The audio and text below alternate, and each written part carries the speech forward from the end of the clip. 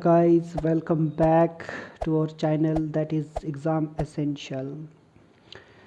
तो आज हम शुरू करने जा रहे हैं क्वेश्चन नंबर 6 जो हमारा 10th क्लास का जो चल रहा है इम्पॉर्टेंट क्वेश्चन का सेशन, उसी के ऊपर ये नेक्स्ट वीडियो है हमारी। ठीक है, तो आई होप आपने पहली वीडियो को लाइक किया होगा। अगर नहीं देखा होगा तो आप पीछे पहली वीडियो भी देख लें। ठीक है, तो विदाउट वेस्टिंग और टाइम शुरू करते हैं।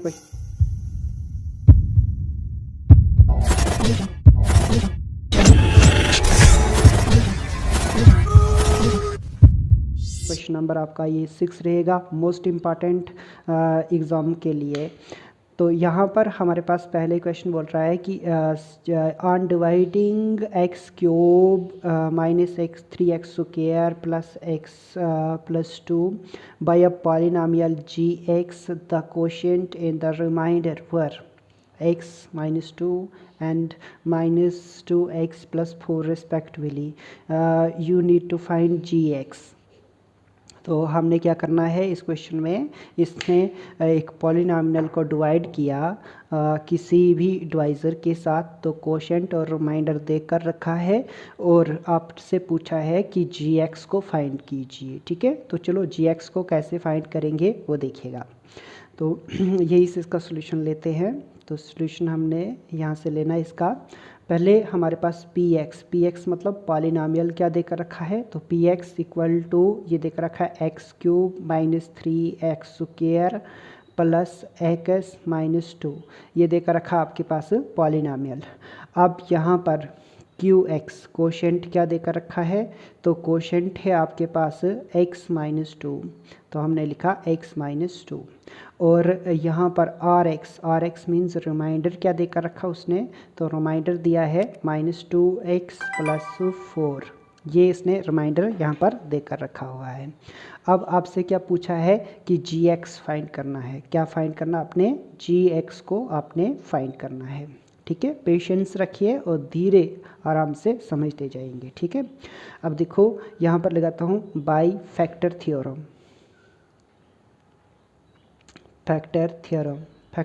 क्या बताती है हमारे पास कि जो px होता है, पॉलिनोमियल होता है, वो किसके बराबर रहता है, तो आपको पता है कि ये होता है gx divisor multiply by quotient that is qx plus remainder क्या रहता है आपके पास rx मीन्स रिमाइंडर। अब अगर हम यहाँ से इस वाले चीज़ को सब्जेक्ट मान लें दैट इज़ gx और साथ में लिखेंगे qx इक्वल टू, ये किसके बराबर हो जाएगा, तो px और ये जब इस साइड गया तो माइनस क्या हो जाएगा हमारे पास rx। अब हमने gx निकालना, तो gx को सब्जेक्ट बना लेते हैं। आगे हो जाएगा px माइनस rx और इसके डिवाइड में क्या आ जाएगा आपके पास, ये qx, क्योंकि पीछे क्या था, ये मल्टीप्लाई में था, तो आगे किस में चला जाएगा, डिवाइड में चला जाएगा। आई होप आपने यहाँ तक समझा होगा। ठीक है, अब हम क्या करते हैं, तो यहाँ से देखिएगा ये px और px की वैल्यू डाल देते हैं, तो gx किसके बराबर है, gx is equal to px हमारे पास दिया था उसने x cube minus 3x square plus x और प्लस में क्या दिया था आपके पास 2, तो प्लस में क्या दिया है 2 देकर रखा था। अब कोशेंट क्या देकर रखा है qx माइनस rx, तो रिमाइंडर डाल देते हैं यहाँ पर, तो यहाँ पर है माइनस 2x और साथ में क्या है प्लस 4, और इसके बटा में हम क्या लिखेंगे, कोशेंट क्या है x माइनस 2। अब इक्वल टू यहाँ से देखिएगा तो ये हो जाएगा x cube minus 3x square plus x plus 2। अब ये माइनस माइनस हो गया plus 2x, minus minus plus हो गया 2x और प्लस में बच जाएगा आपके पास 4, सॉरी प्लस और माइनस क्या हो जाएगा यहाँ पर माइनस 4 हो जाएगा। अब यहाँ पर क्या हो जाएगा आपके पास x माइनस 2, इसके क्या रहेगा, डिवाइड में ही रहेगा। ठीक है, तो अब इसको फाइनल लिख लेते हैं, तो ये एक्स क्यूब का एक्स क्यूब भी रहेगा माइनस 3x स्क्वायर ऐसे ही रहेगा, x और ये हो गया +3x हो जाएगा। और साथ में यहाँ पर देखिएगा तो क्या हो जाएगा 4 में से 2 तो माइनस का क्या बचेगा आपके पास 2, ये 2 और ये 4 क्या हो जाएंगे आपस में माइनस हो जाएंगे और 2 और ये x ऐड हो जाएगा तो क्या हो जाएगा आपके पास 3x।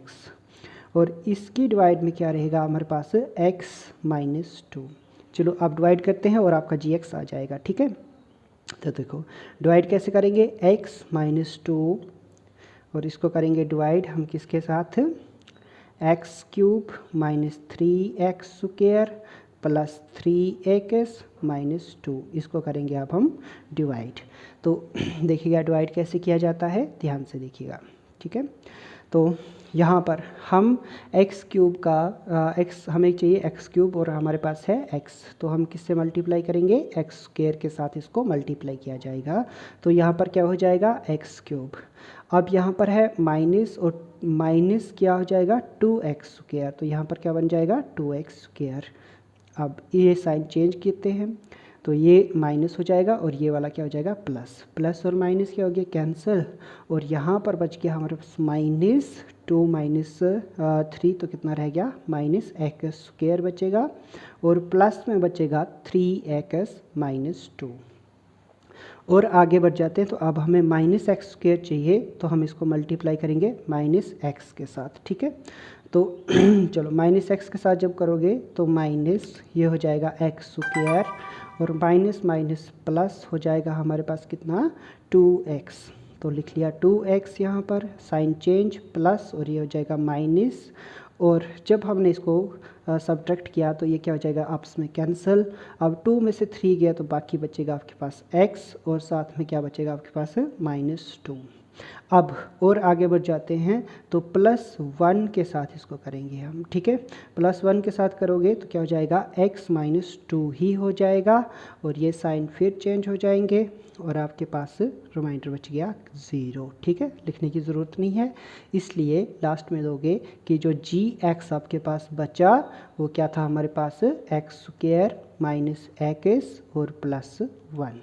आई होप आपने समझा होगा, वेरी इजी क्वेश्चन था ये। ठीक है, चलो आगे बढ़ जाते बता रहा है कि check whether the first polynomial is the factor of second polynomial. ठीक है, तो आपने क्या चेक करना है कि जो फर्स्ट पॉलिनॉमियल है ये वाला ये फैक्टर है इस पॉलिनॉमियल का, सेकंड पॉलिनॉमियल का फैक्टर है या नहीं है। ठीक है, तो फर्स्ट पॉलिनॉमियल क्या देकर रखा है इसने, तो ये देकर रखा है t² - 3 और जो सेकंड पॉलिनॉमियल है वो क्या दिया है 2t⁴ 3t³ - 2t² 9t और माइनस क्या है 12, ये है सेकंड पॉलिनॉमियल। तो आपने चेक करना कि फैक्टर है या नहीं है। ठीक है, तो फैक्टर कब होता है या कब नहीं होता है, तो जब रिमाइंडर क्या हो जाए आपके पास 0 हो जाए तो हाँ भाई फैक्टर है। जब हम एक ऑब्जेक्ट को एक नंबर को दूसरे से डिवाइड करते हैं, जैसे मैंने किया 2/4, अब 2 से कितना होता है तो ये होता है 4, रिमाइंडर क्या बच गया हमारे पास 0। अगर रिमाइंडर 0 है तो ये फैक्टर है। ठीक है, 2 किसका 4 का फैक्टर है, लेकिन अगर रिमाइंडर 0 नहीं आया तो फैक्टर नहीं है, सिंपल सी बात है। चलो शुरू करते हैं इस क्वेश्चन का सॉल्व करना। ठीक है, तो इसका सोल्यूशन कैसे देंगे हम वो देखिएगा। यहाँ पर लिखेंगे t² - 3। अब इसको डिवाइड करने जा रहे हैं हम किसके साथ, तो ये है 2t⁴ + 3t³ और -2t² माइनस है 9t और माइनस है 12।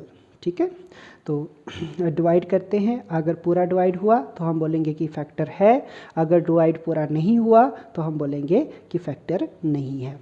चलो शुरू करते हैं, तो पहले यहाँ पर 2 है तो इसकी मल्टीप्लाई किससे करनी पड़ेगी 2 के साथ करनी पड़ेगी। अब यहाँ पर t⁴ है और यहाँ पर t का सिर्फ स्क्वायर है तो हमें किससे मल्टीप्लाई करना पड़ेगा t² के साथ, ताकि t² और t² की t की पावर कितनी हो जाए 4। तो यहाँ पर हो गया 2, t की पावर कितनी हो गई 4। आई होप आपने इसको समझा होगा। ठीक है, अब देखो -2 3 कितना है 6, कितना हो जाएगा आपके पास इधर जैसे लिखो, ये हो जाएगा 6t का स्क्वायर। देखो लाइक टर्म्स एक साथ ही लाइक टर्म के ही नीचे आपने लिखनी है, ठीक है। तो साइन चेंज कर लो, तो माइनस ये हो जाएगा प्लस। अब आगे बढ़ते हैं, ये वाला क्या हो जाएगा, कैंसिल। अब यहाँ पर रह गया आपके पास 3t³। देखो प्लस है तो प्लस ही बचेगा, बड़े वाले के साथ प्लस है, तो 6 में से 2 गए तो बाकी बचे 4t², और साथ में माइनस, अब यहाँ पर 9t ऐसे लिख लो, और साथ में आपके पास बच गया -12। आई होप आपने इसको समझा होगा यहाँ तक। चलो आगे बढ़ते हैं। तो अब यहाँ पर हमें 3 चाहिए प्लस में, तो हम +3 करेंगे, और t की पावर चाहिए 3, तो t की पावर 3 लाने के लिए हमें क्या चाहिए, यहाँ पर कितने से मल्टीप्लाई करना पड़ेगा, तो हमें करना पड़ेगा t के साथ इसको मल्टीप्लाई। तो 3t के साथ मल्टीप्लाई किया तो ये हो जाएगा 3t³, साथ में 3 3 से कितना हो जाएगा 9t, और माइनस में कितना हो जाएगा 9t, इसके साथ यहाँ पर लिख लो। अब ये आ गया माइनस, ये हो जाएगा प्लस, साइन हो जाते हैं चेंज, ये लाइक टर्म्स हैं, प्लस माइनस में कैंसिल हो जाएंगी।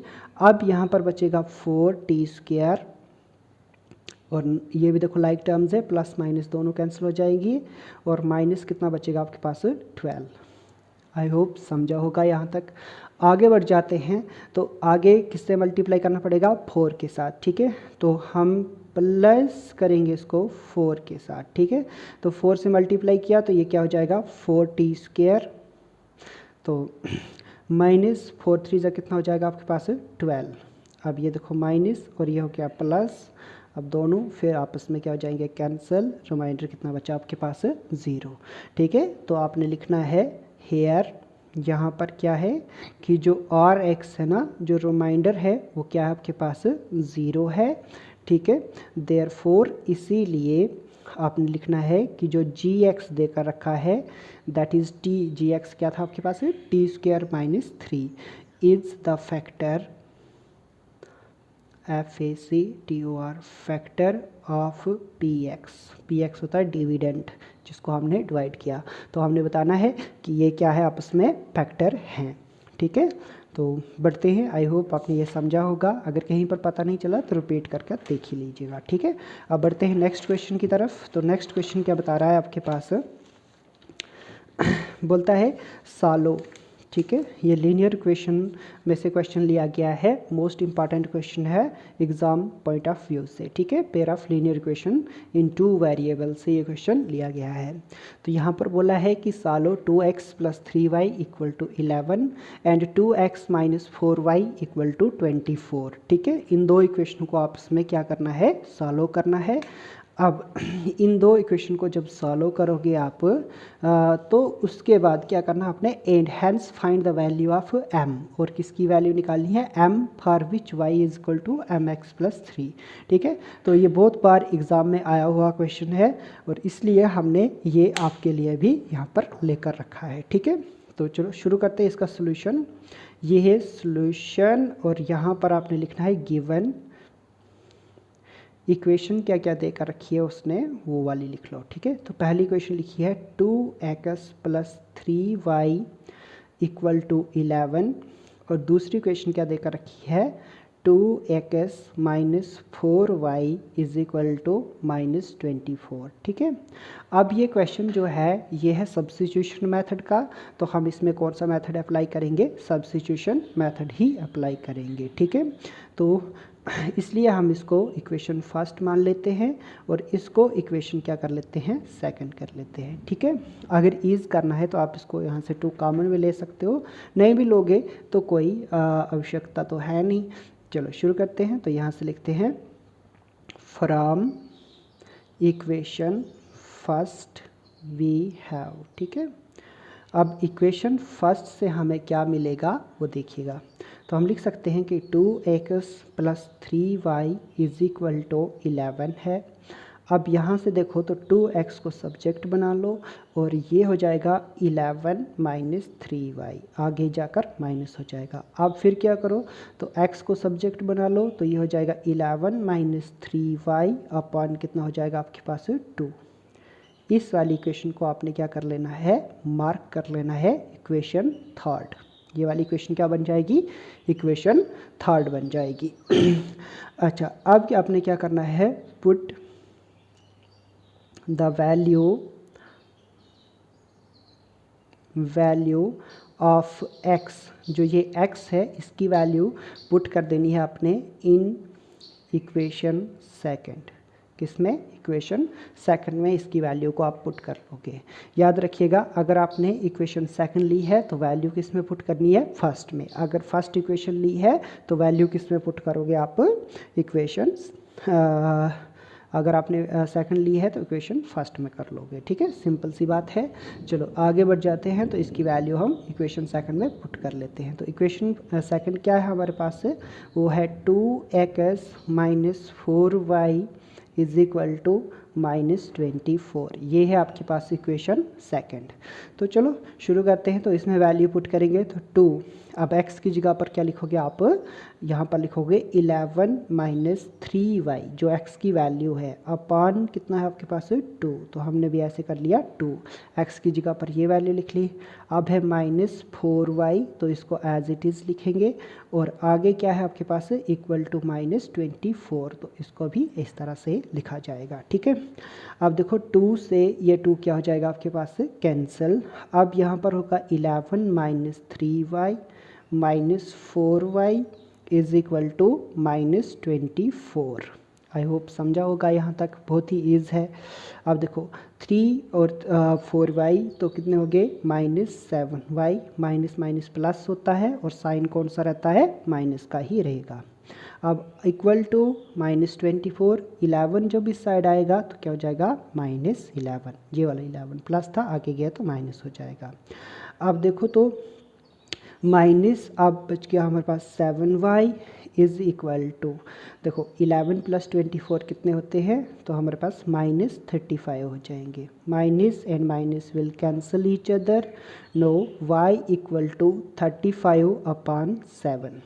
अब y की वैल्यू कितनी हो गया हमारे पास से 35/7। देखिएगा यहाँ से 7 से 5 कितना हो जाएगा 35। अब y is equal to, y किसके बराबर रहेगा आपके पास 5 के बराबर। ठीक है, अब क्या करेंगे, फिर करेंगे पुट द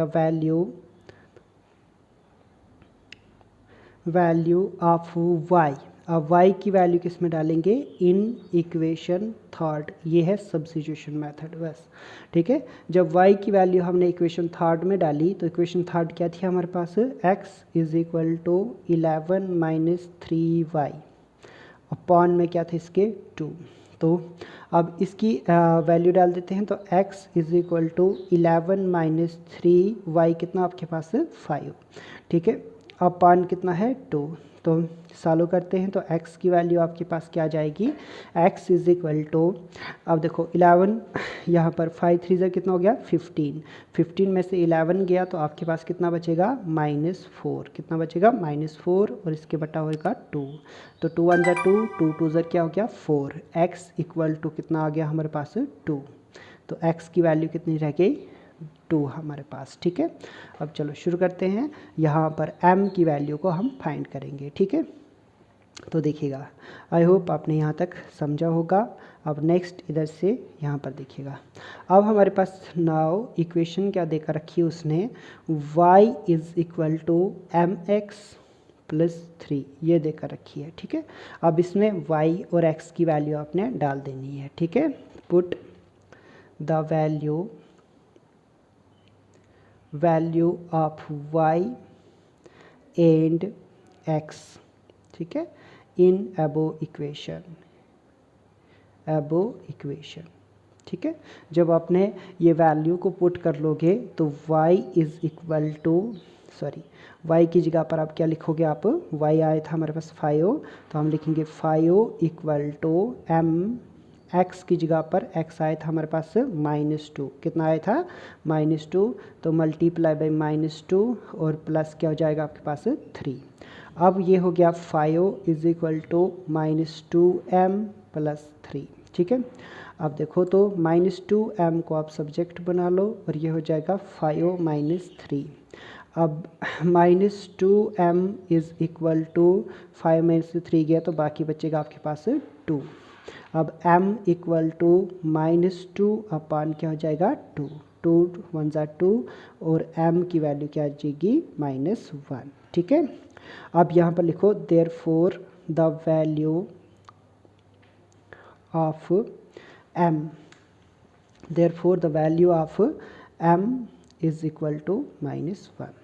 अब यहाँ पर m की वैल्यू क्या हो जाएगी -1। सॉरी थोड़ा सा ये छुप गया था। ठीक है, आगे बढ़ जाते हैं। क्वेश्चन क्या बोल रहा है हमारे पास, नेक्स्ट क्वेश्चन बोल रहा है कि 5 ईयर हेंस, ठीक है, मतलब 5 साल आगे की बात है, the age of Jacob will be, ठीक है, 5 साल आगे जो जैकब की उम्र है वो 3 टाइम्स हो जाएगी दैट ऑफ हिज सन। ये याद रखना है कि 5 साल आगे की बात कर रहा है कि जो जैकब है उनकी उम्र क्या हो जाएगी 3 टाइम्स दैट ऑफ हिज सन, मतलब उसके बेटे से क्या हो जाएगा, उसकी उम्र 3 गुना बढ़ जाएगी। ठीक है, अब बोलता है 5 ईयर्स अगो, 5 साल पहले की बात है कि Jacob age was 7 times of his son, और जो जैकब की उम्र है वो 7 गुना थी अपने बेटे से। ठीक है, तो what are their present ages, तो इसमें पूछा गया है कि उनकी परसेंटेजेस क्या हैं। ठीक है, चलो शुरू करते हैं इस क्वेश्चन को। तो यहाँ से सोल्यूशन लेते हैं। ये भी pair of linear equation in 2 variable से क्वेश्चन लिया गया है। ठीक है, चलो शुरू करते हैं। तो शुरू करते हैं, let the present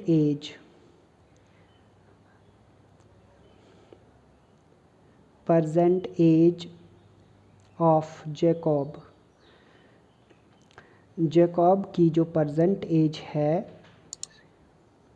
Jacob be x years, कितने साल का रख लेते हैं उसको, एक्स ईयर्स का लिख लेते हैं। ठीक है, मतलब जैकब की आज की उम्र कितनी है तो एक्स साल है। ठीक है, एंड आगे बढ़ जाते हैं, एंड द प्रेजेंट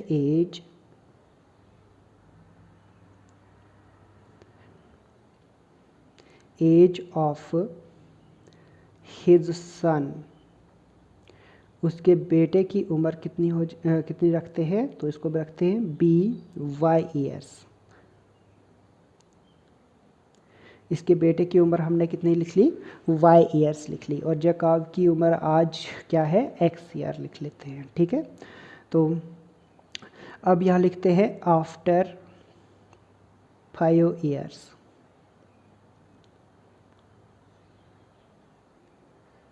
ठीक है, 5 साल बाद क्या हो जाएगा हमारे पास, वो देखिएगा, एज ऑफ जैकब, तो जैकब की उम्र आज अगर उसकी x है तो 5 साल बाद क्या हो जाएगी, सिंपल 5 उसमें ऐड कर लो तो x + 5 ईयर्स हो जाएगी उसकी उम्र 5 साल बाद। अब एज ऑफ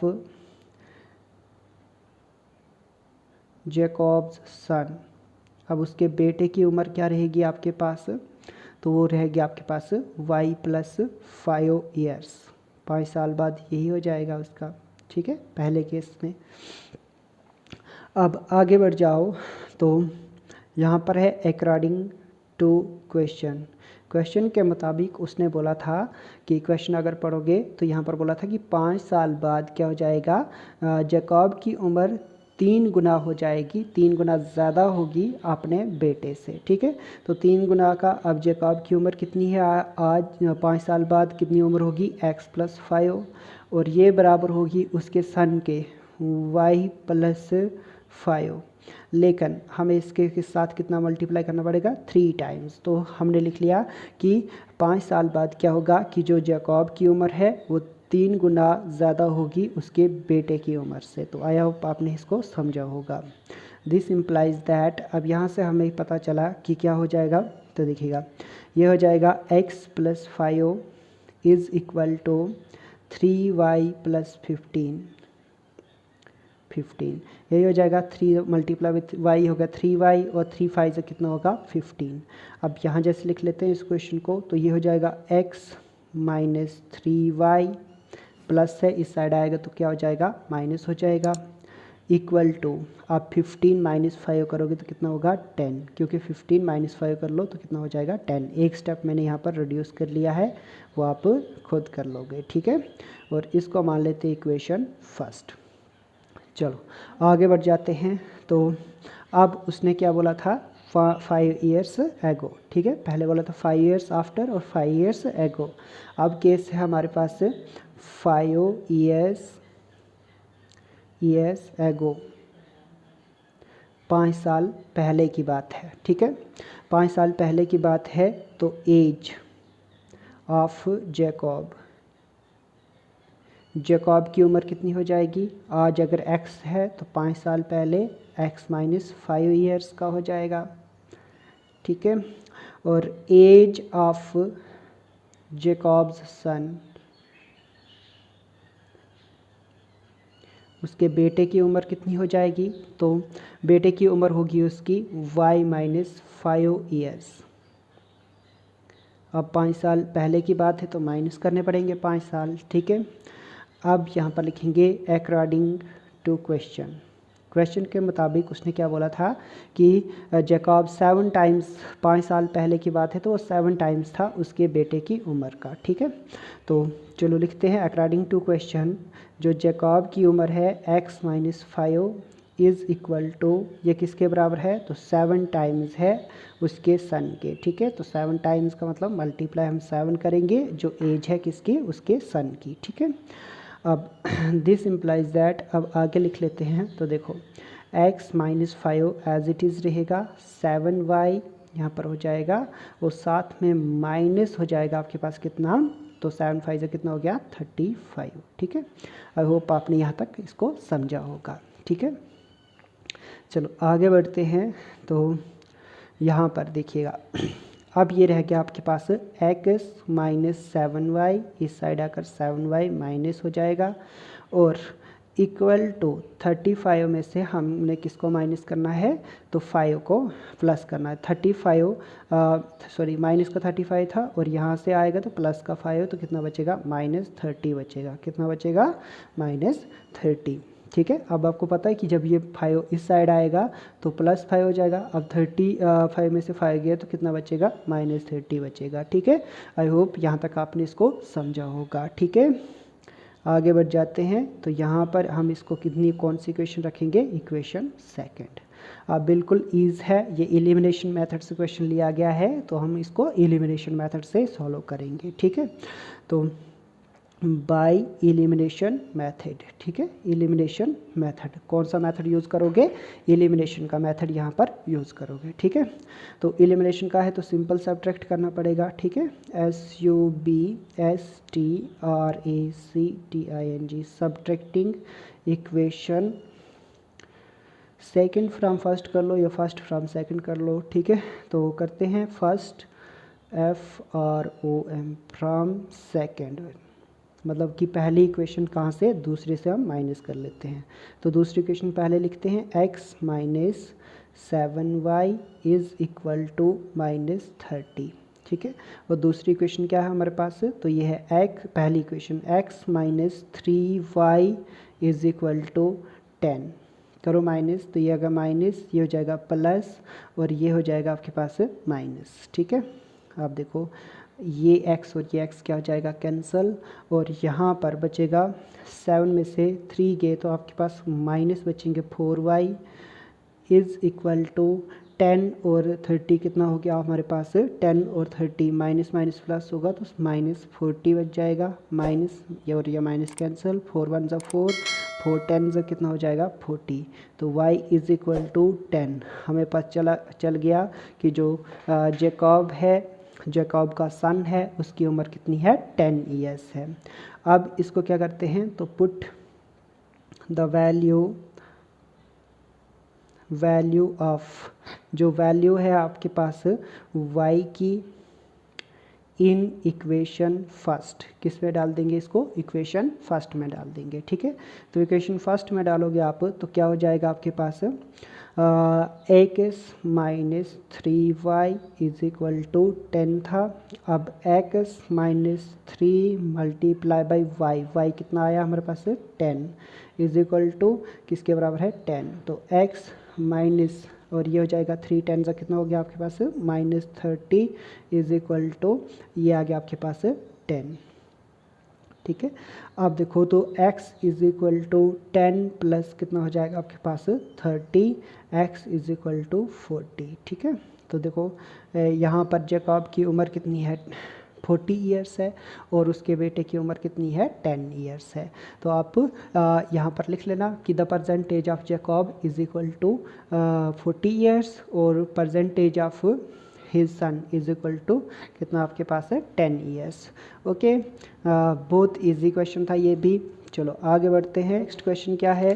तो ये भी एज से ही लिया गया है, मोस्ट इम्पॉर्टेंट क्वेश्चन है। देखो जब भी ये एग्ज़ाम होगा तो जो भी नेम्ड क्वेश्चन है आपके पास, उन नेम्ड क्वेश्चन पर बहुत ज़्यादा फोकस आपको करना पड़ेगा। जैसे जैकब हो गया, नूरी हो गया, है ना, रामकली, इसमें 10th के मैथ में ऐसा जैसी क्वेश्चन है नेम्ड क्वेश्चन, तो उनके ऊपर स्पेशल फोकस करना क्योंकि वो क्वेश्चन आते ही आते हैं, ठीक है। आप देखिएगा यहाँ पर लिखा 5 ईयर्स एगो, 5 साल पहले की बात है, ठीक है। सेम क्वेश्चन है, 5 साल पहले की बात है। Noori was thrice as old as Sonu. जो नूरी है ना वो 3 गुना बड़ी है सोनू से, ठीक है, सोनू से। 10 ईयर्स लेटर, 10 साल बाद क्या होगा? तो Noori will be twice as old as Sonu. तो नूरी जो है वो टू टाइम्स बड़ी हो जाएगी किससे? सोनू से। How old are Noori and Sonu. आपसे पूछा गया है कि नूरी और सोनू कितने नूरी और सोनू की उम्र कितनी है, ठीक है। तो चलो शुरू करते हैं इसका सॉल्यूशन। लेट मान लो the age of Noori be x years. Noori की उम्र हमने कितनी लिख ली? x ईयर्स लिख ली, ठीक है। And the age of Sonu be y years. अब सोनू की उम्र कितनी रख ली हमने? y ईयर्स लिख ली, ठीक है। अब हमारे पास पहला केस है 5 ईयर्स एगो।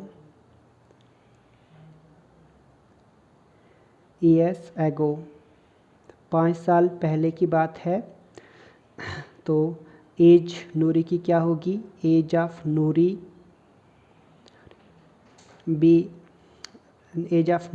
इक्वल टू, सीधा लिख लो, equal to x minus 5 years हो जाएगी। 5 साल पहले की बात कर रहा है तो आज अगर आपकी उम्र 10 है तो 5 साल पहले कितनी होगी? 5। तो इसलिए हमने इसको माइनस कर दिया, ठीक है। अब एज ऑफ सोनू की उम्र कितनी हो जाएगी आपके पास? तो ये हो जाएगी y माइनस 5 ईयर्स हो जाएगा, ठीक है। जैसे 5 साल पहले हमने नूरी को 5 से माइनस कर लिया तो सोनू को भी तो 5 से माइनस कर लेंगे, ठीक है। अब अकॉर्डिंग टू क्वेश्चन के मुताबिक अगर हम देखें तो जो एज है नूरी की वो थ्राइस होगी सोनू के, ठीक है। तो ये देखिएगा 5 साल पहले उसकी एज थी x माइनस 5 और ये हो जाएगी थ्राइस सोनू के, ठीक है। तो हमने थ्राइस लिख लिया 3y माइनस 5 कर, ठीक है। अब देखो तो यहाँ पर हो जाएगा x minus 5 is equal to ये हो गया 3y, 3 मल्टीप्लाई बाई 3y और माइनस 3 5 से कितना हो जाएगा? 15, ठीक है। अब देखो तो ये हो गया x माइनस 3y, जब ये प्लस में 3y साइड लिया तो हो जाएगा माइनस, और 15 प्लस 5, माइनस 15 प्लस 5 कितना हो गया? माइनस 10। तो कितना हो जाएगा आपके पास? माइनस 10। इसको हम लिखेंगे इक्वेशन फर्स्ट, तो हमने लिख ली इक्वेशन फर्स्ट है, ठीक है। चलो आगे बढ़ जाते हैं। तो आगे क्या है आपके पास? आफ्टर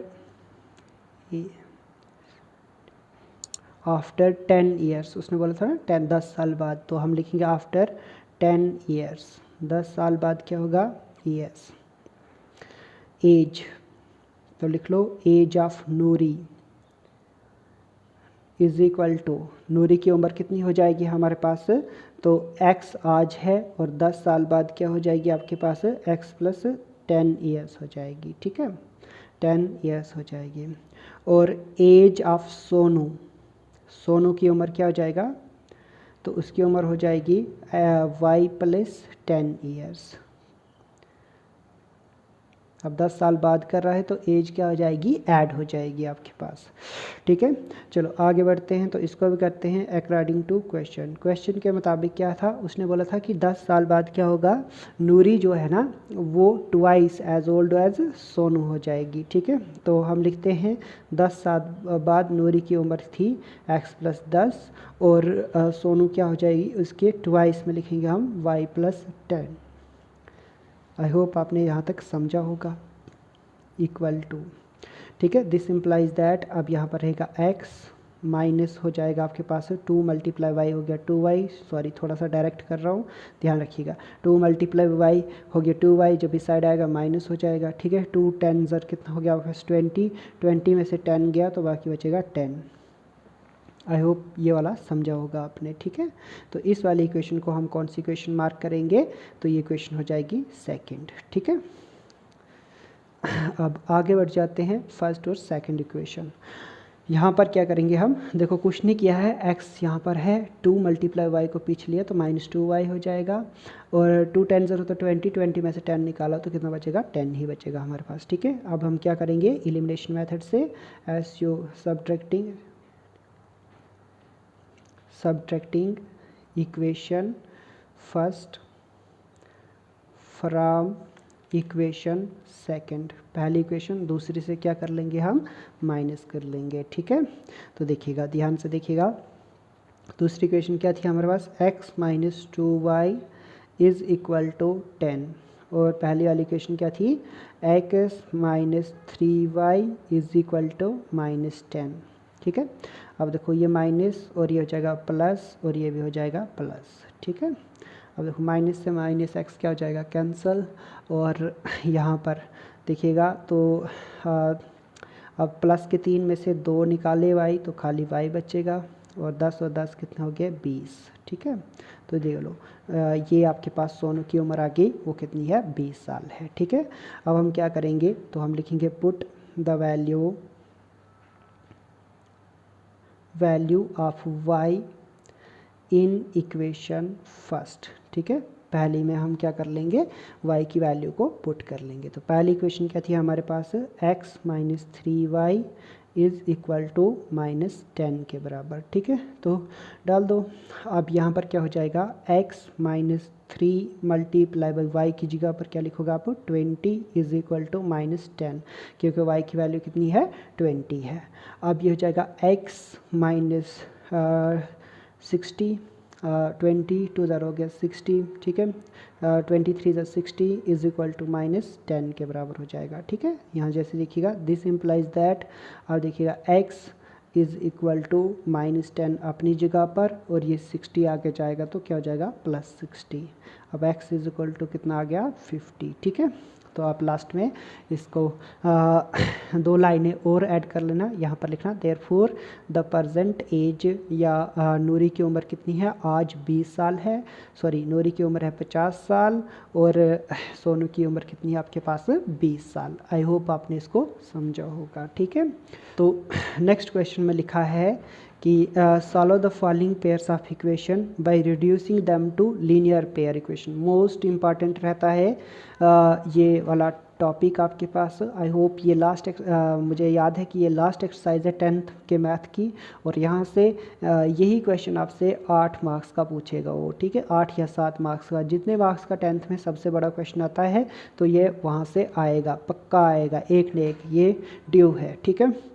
अब यहाँ पर बढ़ते हैं, तो चलो इसका सोल्यूशन लिख लेते हैं।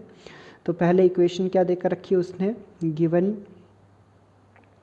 गिवन देखिएगा, पहली इक्वेशन देकर रखी है 6x plus 3y is equal to 6xy, और दूसरी इक्वेशन क्या देकर रखी है, तो देकर रखी है 2x plus 4y is equal to -5xy। ठीक है, ये वाला इक्वेशन देकर रखा है। तो पहले हम इसको क्या करेंगे, अब हम इसको किसी भी मेथड से नहीं सॉल्व कर सकते, तो इसलिए हम पहले इसको रिड्यूस करेंगे, एक सिंपल इक्वेशन इसकी बनाएंगे। ठीक है, तो देखिएगा दिस इम्प्लाइज दैट, अब देखो मैंने दोनों इक्वेशन को साथ में चलाया है, तो आप भी ऐसे साथ में चला लेना। ठीक है, 6x + 3y और इस दोनों के अपान में क्या हो जाएगा xy इज इक्वल टू कितना बचेगा हमारे पास 6 के बराबर, क्योंकि यहाँ पर xy मल्टीप्लाई में है, तो इस साइड जब लाओगे तो क्या हो जाएगा डिवाइड में। अब देखो 2x + 4y और यहाँ से भी जब ये xy पीछे आएगा तो हो जाएगा xy इसके डिवाइड में और इक्वल टू कितना बचेगा हमारे पास 5, तो हमने भी लिख लेना है 5 के बराबर बचेगा। ठीक है, अब दिस इम्प्लाइज दैट, देखो ये हो जाएगा 6x अपान xy और plus 3y upon xy is equal to 6 के बराबर बच गया। अब यहाँ पर देखोगे तो यहाँ पर क्या हो जाएगा आपके पास, देखो तो ये हो जाएगा 2x अपान xy प्लस 4y अपान इसके भी क्या हो जाएगा xy इज इक्वल टू 5 के बराबर, ये बचेगा 5 के बराबर। ठीक है, अब देखो यहाँ से x और ये x कैंसिल, यहाँ से y और ये y भी कैंसिल। ठीक है, यहाँ से x ये x भी कैंसिल, ये y और ये y भी क्या हो जाएगा आपस में कैंसिल आउट हो जाएगा। ठीक है, आगे बढ़ जाते हैं। तो अब यहाँ पर हमारे पास क्या बचा 6 और साथ में बचेगा y प्लस में बच गया आपके पास 3 और साथ में इसके बटा में बच गया x इक्वल टू कितना हो गया 6। ठीक है, और यहाँ से देखोगे आप तो यहाँ पर क्या हो जाएगा, ये बचाएगा 2 upon y plus 4 upon x is equal to 5 के बराबर यहाँ पर बचेगा। ठीक है, आई होप आपने इसको समझा होगा। ठीक है, अब ये थोड़ा सा मैंने सिंपल कर दिया है।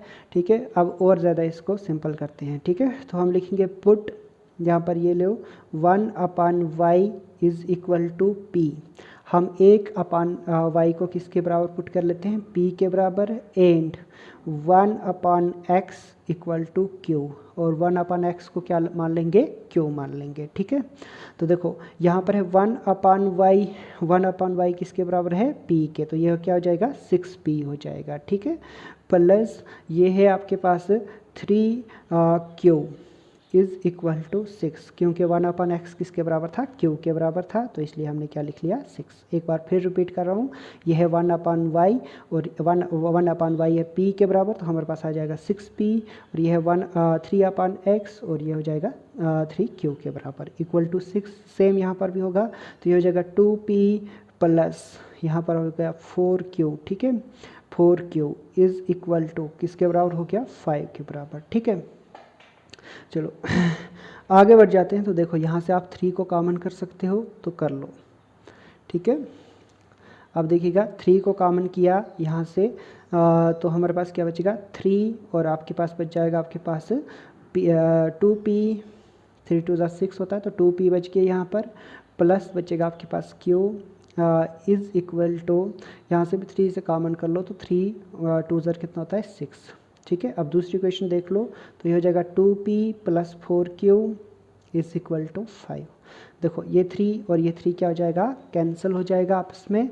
अब आगे बढ़ जाते हैं, तो यहाँ जैसे मैं इस क्वेश्चन को फिर लिख रहा हूँ, दिस इम्प्लाइज दैट, अब हमारे पास बच गया 2p plus q is equal to 2, और यहाँ पर बचेगा आपके पास 2p plus 4q is equal to 5 के। ठीक है, तो आई होप आपने इसको समझा होगा। इसको इक्वेशन फर्स्ट मार्क कर लो और इसको इक्वेशन सेकंड मार्क कर लो। ठीक है, अब हम क्या करेंगे, SUBST subtracting equation first from second, यह second FROM from equation first, मतलब दूसरी को पहली से क्या कर लोगे, माइनस कर लोगे। ठीक है, तो दिस इम्प्लाइज दैट, अब क्या हो जाएगा आपके पास, तो लिख लो 2p plus q is equal to 2, और यह है 2p minus 4q is equal to 5। ठीक है, ये माइनस, ये हो जाएगा प्लस और ये भी हो जाएगा माइनस। अब देखो 2p से 2p कैंसिल हो जाएंगे। अब 4q में 4q और एक और q कितना हो गया आपके पास 5q हो जाएंगे। ठीक है, तो हमने लिखा 4 + 1 कितना हो गया 5q इज़ इक्वल टू, अब देखो ये हो गया 3, 5 में से 2 जाएगा तो कितना हो जाएगा आपके पास 3, लेकिन बचेगा साइन माइनस का। ठीक है, अब q इज़ इक्वल टू -3 अपान कितना रहेगा 5। ठीक है, अब इसी वैल्यू को हम पुट करेंगे कहाँ पर, put the value of q।